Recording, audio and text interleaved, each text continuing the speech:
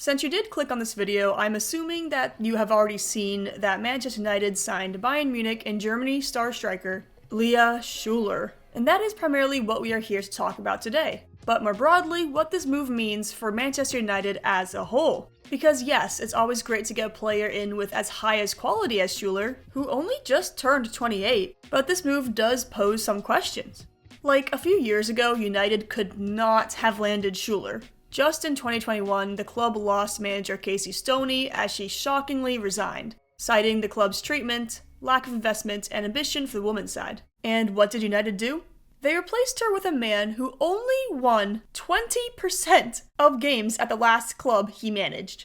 United have also signed Swedish fullback Hanna Lundqvist from the NWSL, and let me tell you, the San Diego Wave fans are not happy about this. And that's a decent signing on its own. Lundqvist will be a good rotation player with Jade Riviere. But the Schuler signing is really shocking, as this is the same club that just a season ago moved their women's team into, quote, portable facilities so that the men's side can use their usual women's complex. Don't even get me started about the tents. It's actually not even the signing that's out of character for United. It's the fact that they actually jumped ahead and paid a transfer fee to get Schuler in immediately this transfer window, instead of signing her to a pre-contract for next season.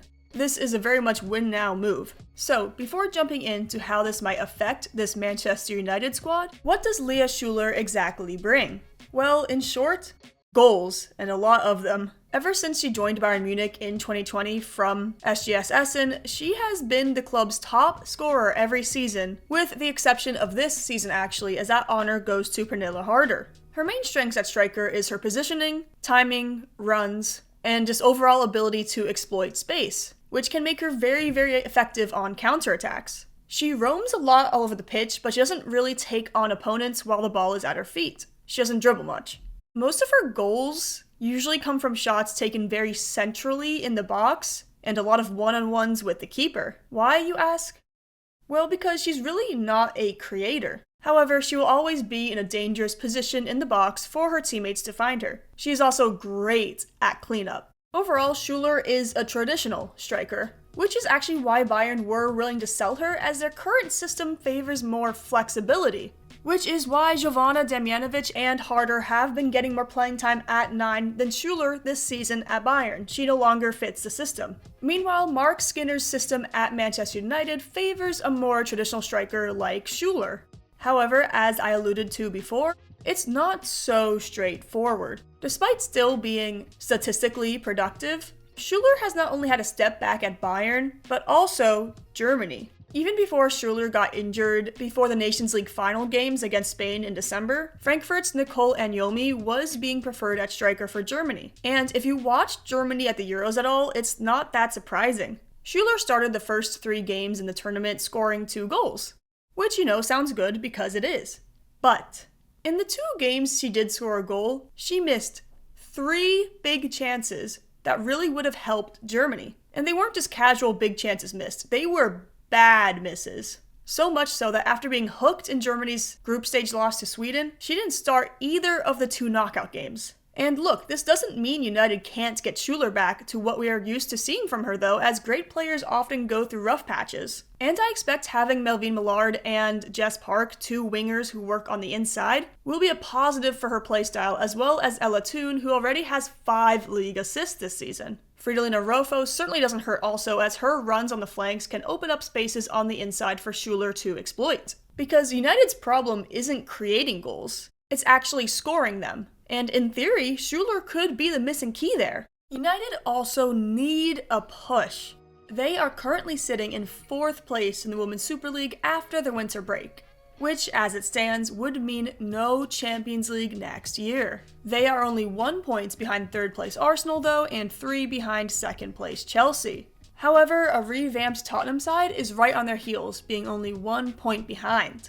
So there is need for urgency. While United are 2nd in the Super League in goals scored, their offense in the Champions League has not been nearly as effective. In Champions League play, they are below the median of goals scored in the league stage with only 7, finishing 10th out of a potential 18 in goals forced. They will play Atletico Madrid in the round of 16 in February, a team that has conceded the same amount of Champions League goals as United. Manchester returned to play though on Saturday in a crucial league game against Arsenal, who again is only above them in the table by 1 point. Whether Schuler will be available or not though, in time is another question. And it is here where we must cross our first bridge. Elizabeth Terland. She started off the season hot, but Marc Skinner likes to mess with things when they are working and change a system which has hurt Terland's form. Okay, that's a little dramatic, sorry. You can also attribute Terland's dip in form to not being completely healthy, and the loss of her best link-up partner, Celine Bizet, to pregnancy. If United want to be more competitive this season and make a run, it makes sense why they would bring in a top-class striker like Schuler, since Terland isn't in her top form. Millard, while primarily a striker, hasn't been most effective for United at that position. Her move to the left wing this season has seen much more success.